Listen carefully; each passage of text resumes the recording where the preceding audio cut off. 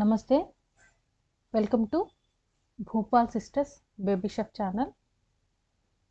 ఇప్పుడు మనకి సంక్రాంతి వస్తుంది కదండి. అంటే మనం పెద్ద పండుగ అని పిలుస్తాం. పెద్ద పండుగ అంటే 3 రోజులు ప్రత్యేకంగా జరుపుకునే స్పెషల్ ఫెస్టివల్ అని చెప్పొచ్చు.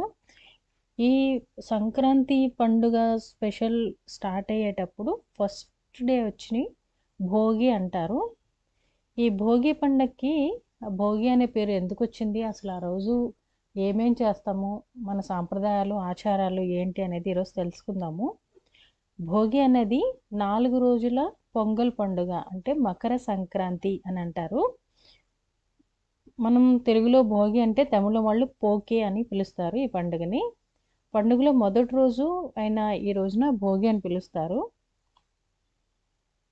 ఇది హిందూ సౌర క్యాలెండర్లోని అగ్రహాయణం లేదా మాసం చివరి రోజున వస్తుంది. గ్రెగోరియన్ క్యాలెండర్ ప్రకారం ఇది సాధారణంగా మకర సంక్రాంతికి ఒక రోజు ముందు చేసుకుంటాం అన్నమాట. అంటే ఇది ప్రతి సంవత్సరం ఆల్మోస్ట్ జనవరి 13 లేదా 14 తేదీన వస్తుంది తిథుల ప్రకారం. దీన్ని ఆంధ్రప్రదేశ్, తెలంగాణ, కర్ణాటక, తమిళనాడు ఇంకా మహారాష్ట్రలో చాలా గ్రాండ్గా చేసుకుంటారు. అసలు ఈ భోగి రోజున ఏం చేస్తారు అంటే, ప్రజలు పాత వస్తువులను అన్నీ పక్కన పెట్టేసి కొత్త విషయాలపై దృష్టి పెడతారు. మనం ఏమైనా ఓల్డ్ విషయాలు ఏమైనా ఉన్నా వాటన్నిటిని పక్కన పడేసి కొత్తగా ఆలోచించడం స్టార్ట్ చేస్తాం. అలాగే పాత వస్తువులు ఏమైనా ఉన్నా వాటన్నిటిని తీసేసి కొత్త వస్తువులు కొనుక్కోవడం, అట్లాంటివన్నీ స్టార్ట్ చేసే స్పెషల్ డే అన్నమాట.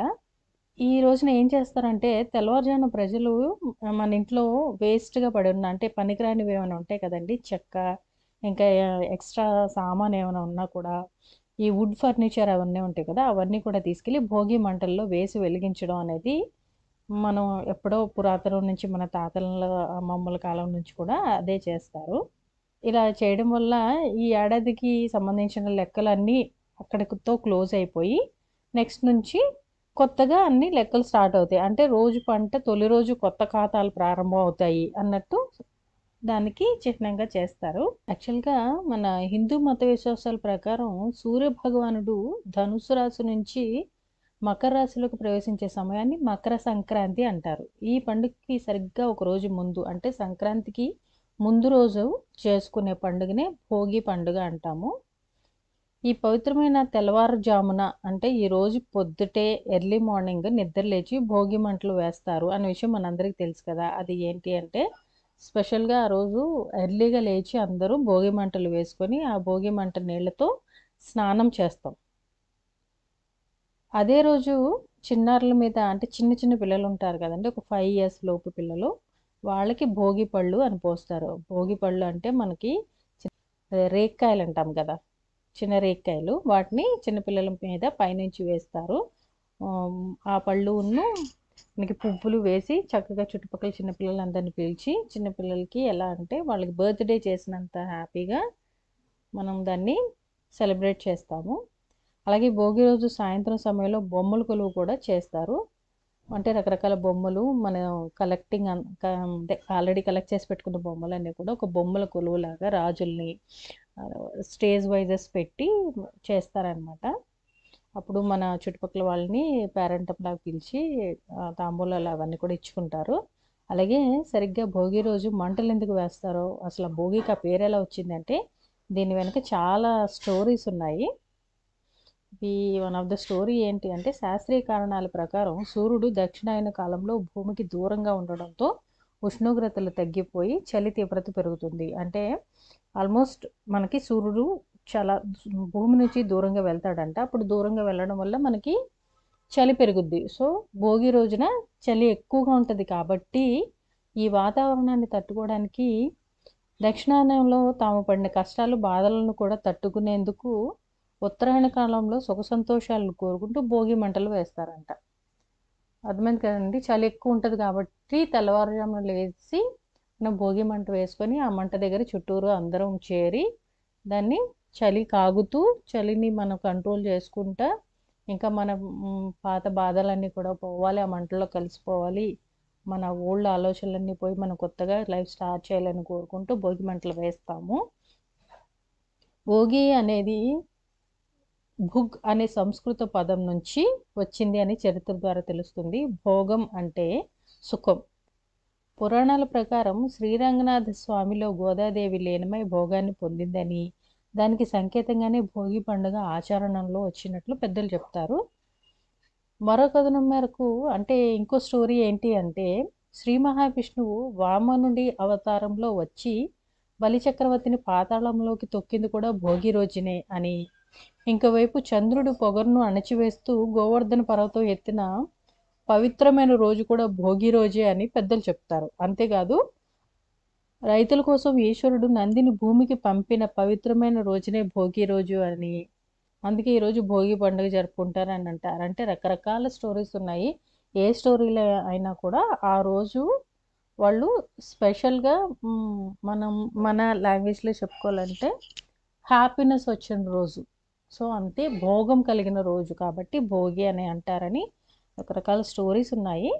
జనవరి నెలలో చలి తీవ్రత ఎక్కువ ఉంటుంది కాబట్టి సాధారణంగా చలి మంటలు వేసుకుంటారు. కానీ భోగి మంటలు అనేవి కేవలం చలి తీవ్రత నుంచి తప్పించుకునేందుకు మాత్రమే కాదు, ఆరోగ్య ప్రయోజనాలు కూడా చూసుకొని వేస్తారు.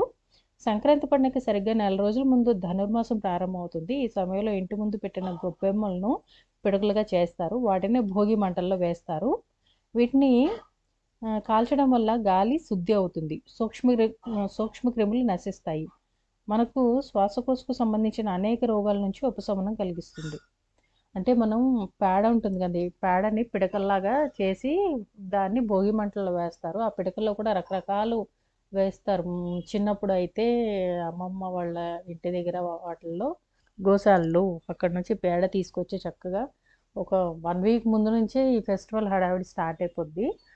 ఎలా అంటే పిడకల్లోనే అరిసెలు, అరటిపండు, ఇంకా జంతికలు, ఇంకా చక్రాలు, ఇలా రకరకాల పేర్లు పెట్టి రకరకాల షేప్స్లో వేసి వాటన్నిటిని ఒక దండలాగా గుచ్చి చక్కగా స్నానం చేసేసిన తర్వాత, భోగి మంటలో కాచే నీళ్ళు ఉంటాయి కదండి, ఆ నీళ్ళతో స్నానం చేసేసిన తర్వాత దాన్ని తీసుకొచ్చి స్నానం చేసిన తర్వాత ఆ గుచ్చేసిన దండ తీసుకొచ్చుకొని కొంతమంది చేత్తో పట్టుకెళ్తే కొంతమంది ఏకంగా మెడలో వేసుకొని దాన్ని చూసారా నా దండ ఎంత పెద్దగా ఉందో అట్లా ఒక పిల్లలంతా ఎంజాయ్ చేస్తూ తీసుకెళ్ళి ఆ భోగి మంటలో వేసి భలే ఎంజాయ్ చేస్తారు.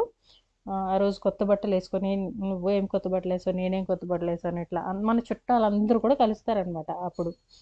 ఈ భోగి మంటల్లో పిడకలతో పాటు రావి, మామిడి, మేడి ఔషధ చెట్లకు నుంచి వచ్చే కలప, అంటే రకరకాల చెట్ల నుంచి వచ్చే దుంగలు అంటారు కదా, చెట్టు కొమ్మలు, అవన్నీ కూడా వేస్తారు. సో వాటి వల్ల వచ్చే ఆ స్మెల్ అదంతా కూడా మనకి చాలా హెల్త్కి మంచిది. అలాగే ఈ మన భోగి మంట వెలిగించడానికి ఆవు నెయ్యి యూస్ చేస్తారనమాట. సో అది కూడా మనకి స్మెల్ వల్ల కానీ దాని నుంచి వచ్చే పొగ వల్ల కూడా మనకి చాలా హెల్త్ బెనిఫిట్స్ ఉంటాయి.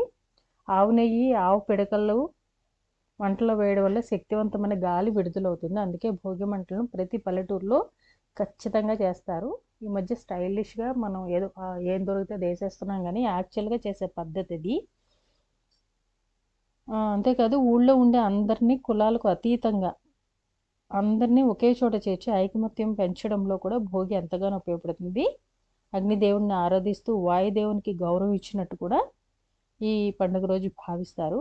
భోగి పండుగ రోజు సాయంత్రం వేళల్లో బొమ్మల కొలువు నిర్వహిస్తారు. ఇదే రోజున చిన్నారుల తలపై భోగి పళ్ళను పోస్తారు. అలాగే బద్రీవనంలో శ్రీహరిని పిల్లాడిగా మార్చి దేవతలందరూ బద్రీ పళ్ళు అంటే రేగిపళ్ళతో అభిషేకం చేస్తారు. అదే కాలానుగుణంగా వచ్చిన మార్పులో భోగి పళ్ళుగా మారాయి. అంటే మనం డైరెక్ట్గా దేవతలకి, అంటే పిల్లల్ని దేవతా స్వరూపులు అంటాం కాబట్టి చిన్నపిల్లలకి ఇలా భోగి పళ్ళు పోయడం ఆనవాయితీగా మారిందనమాట. వీటన్నిటితో పాటు పూలు, శనగలు కూడా కలిపి చిన్నారులకు వేయడం, అలాగే వాళ్ళు ఆయురారోగ్యాలతో వర్ధిల్లాలి అని సెలబ్రేట్ చేయడం జరుగుతుంది. ఇదండి భోగి పండుగ విశిష్టత. మా ఈ వీడియో మీకు నచ్చినట్లయితే ఇప్పుడే లైక్ చేసి మీ ఒపీనియన్ కామెంట్ రూపంలో చెప్పండి. ఇంకా మా ఛానల్ సబ్స్క్రైబ్ చేయకపోతే ఇప్పుడే సబ్స్క్రైబ్ చేయండి. Thank you for watching our video.